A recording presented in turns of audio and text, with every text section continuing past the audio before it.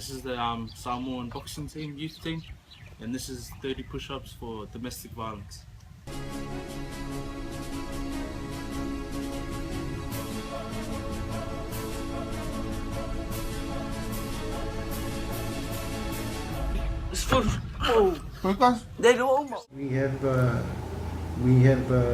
We have companies that starting to support him right now.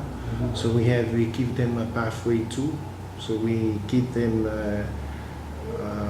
4 years plan now to become a Tokyo qualifier in Olympics, and also we have designed a plan so that he could try and train to achieve it.